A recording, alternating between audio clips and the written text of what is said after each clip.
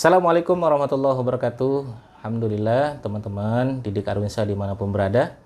Di depan saya sudah ada Mas Rizky Fuadi.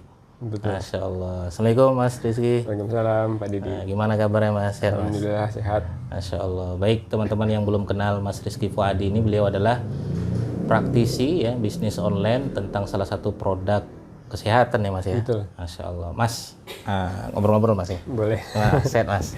Alhamdulillah sehat. Sibukannya apa nih Mas? Kelihatannya udah 2 tahun nggak ketemu gitu ya? Nggak ketemu hampir ya 3 tahun lah kurang lebih. Masya Allah. Sekarang sibuk di rumah. Ada kegiatan juga yang prioritasnya keluarga sih. Lebih ke maintain anak karena udah 2 tahun usia hampir sekolah. Lebih ke sana sama jalanin bisnis online-nya itu Pak. Masya Allah, anak udah 2 tahun 2 ya? tahun, iya. Ya Allah. Padahal terakhir ke sini Sebelum saya ngasih undangan, jadi ngasih terakhir undangan belum nikah. pernikahan ya. Aduh ya Allah, dari jomblo sampai udah punya anak 2 tahun baru ketemu lagi nih. Ya Allah.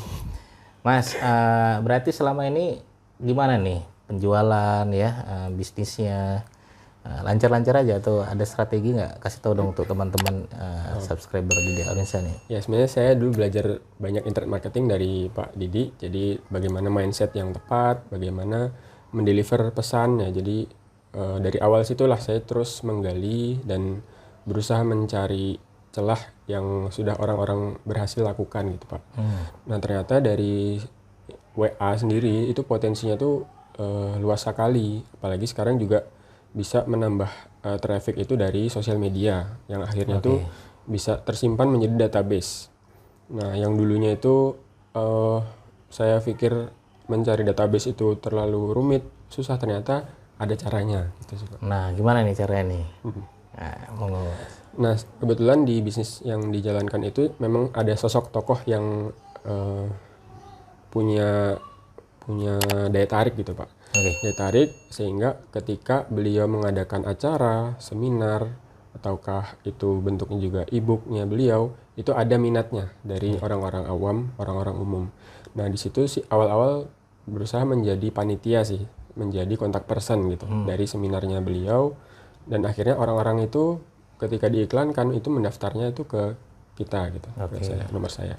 Nah dari sanalah ada syarat-syaratnya, mesti harus save nomor WA, mesti harus gitu agar interaktif gitu, nantinya kita posting status dia bisa lihat itu, saling save gitu sih Pak. Itu strategi begitu tuh. Segitu saja. Oke. Nah, mau nanya tokohnya siapa Mas ini Mas? Kalian terkenal ya.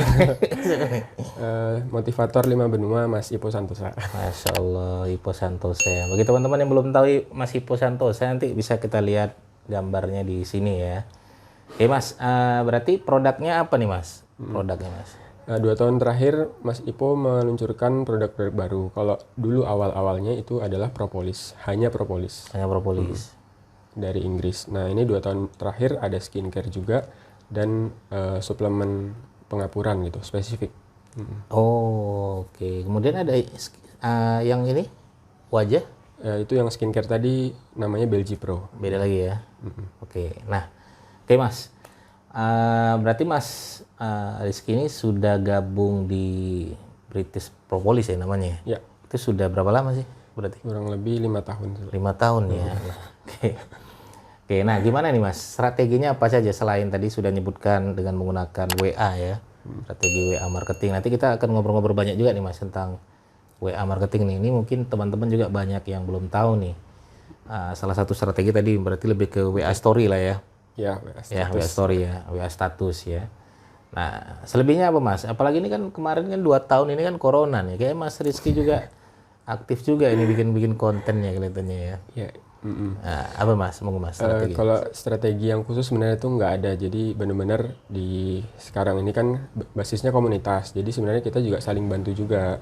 Selain dari kita yang berusaha tadi pakai strategi, ada juga yang tahu-tahu dari leader kita atau dari komunitas lain itu mensupport gitu, mensupport. Jadi akhirnya ada pelanggannya dari mana-mana gitu sih. Lebih ke sana, saling dukung. Terus kalau kegiatan pandemi kemarin ya memang lebih cenderung via online semua, jadi pembinaannya via Zoom, terus juga nggak ada sama sekali kegiatan kopdar gitu, tapi kita berusaha optimasi yang bisa kita lakuin sih Pak. Oke, apa aja nih Mas optimasi ya Mas selama ini? Kalau online lebih ke iklan tadi, lebih mendapatkan database lagi lebih banyak. Iklan apa? Instagram? Instagram kita pakai simple aja, kemarin ya di boosting gitu aja, nggak pakai yang pixel, belum ke sana lah. Terus dari database yang tadi itu kita bisa juga menargetkan orang baru lagi dengan cara membuat sebuah kulwa. Jadi kita buat grup gitu, kuliah WhatsApp. Nanti peserta yang terdaftar itu ada syarat mengajak temannya gitu. Jadi itu gratis aja. Jadi database yang kita udah punya itu bisa dapat lagi dari teman-temannya, relasinya kayak gitu. Oke, iya. Oke Mas, ini menarik Mas ya. Saya tertarik untuk selama ini kan saya juga menggunakan WA ya, WA Story dan lain sebagainya, dan nggak pernah mikir-mikir banget sih. Pokoknya nge-push aja nih. Ada nggak sih sebenarnya strategi untuk WA Story ini Mas? Emang kalau mereka sudah simpan, kita juga simpan. Terus selanjutnya mau apa nih? Apa kita langsung, oh udah sebar aja dah, pokoknya jualan aja nih, hard selling aja dah gitu. Atau di komunitas itu emang udah sediakan nih market kitnya gitu, atau gimana? Oke.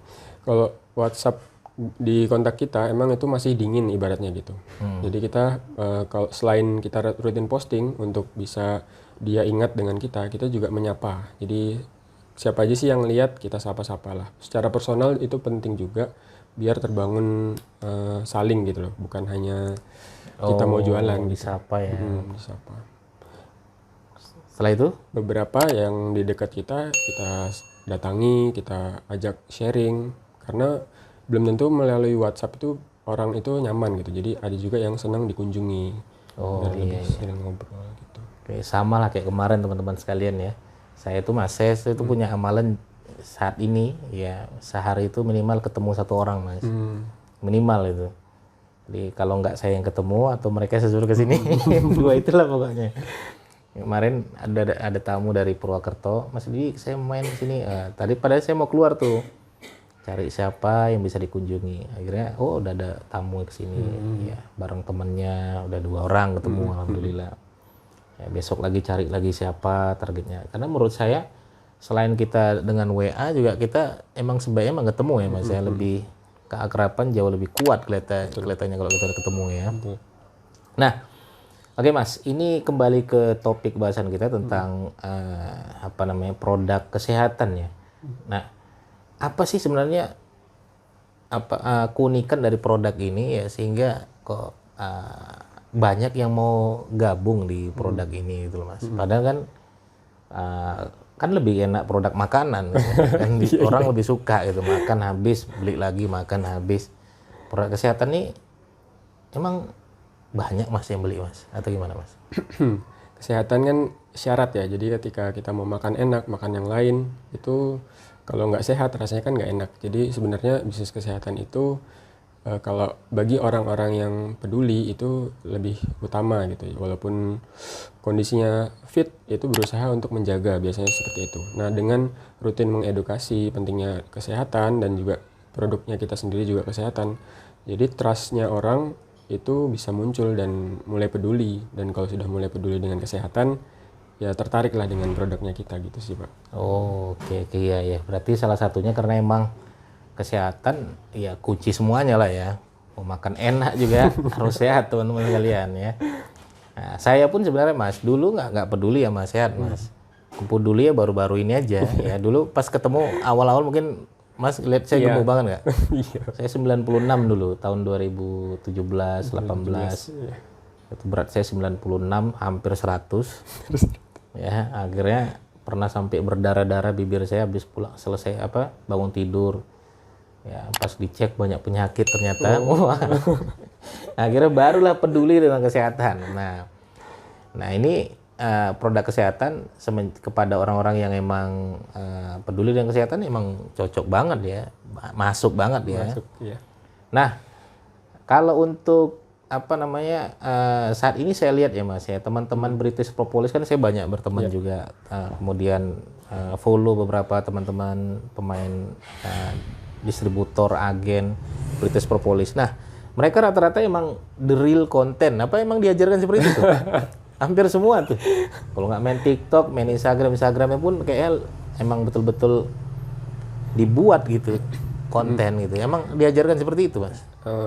Kita beruntungnya ada sosok Mas Ipo yang basicnya beliau adalah seorang penulis, Pak. Jadi dari situlah adanya kewajiban untuk mengkomentari Instagram beliau dan juga artikel yang ada di grup para leader gitu. Jadi itu adalah latihan untuk menulis, dan ketika sudah ada tulisan yang panjang itu bisa berubah jadi apa saja, termasuk tadi konten reels, konten video dan lain-lain. Oh iya.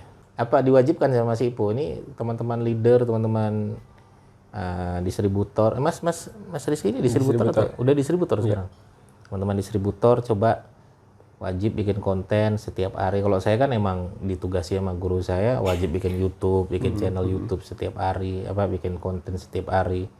Kalau ada tulisan bikin video, biasanya saya YouTube saya tiap hari, Mas. Tiap hari. Wajib itu. Saya lihat tadi panjang banget. Wajib udah. Nah, itu berarti emang nggak ada kewajiban ke sana ya. Emang terserah lah ya, yang penting produk laku selama sebulan gitu. Kalau dari level agen, reseller itu tidak ada kewajiban sama sekali, bahkan untuk menulis atau komentar itu tidak ada. Itu baru nanti muncul setelah ada mitra yang dinaungi gitu. Jadi distributor gitu kan punya mitra. Ketika distributor tidak ada kemampuan untuk bisa teach atau menulis seperti itu kemungkinan duplikasinya ke bawah itu nggak gampang gitu sih, Pak. Gitu. Atau repost aja paling ya. Repost itu tahap awal sih. Kalau selanjutnya itu seakan bisa original kita yang nulis gitu sih, Pak. Oke.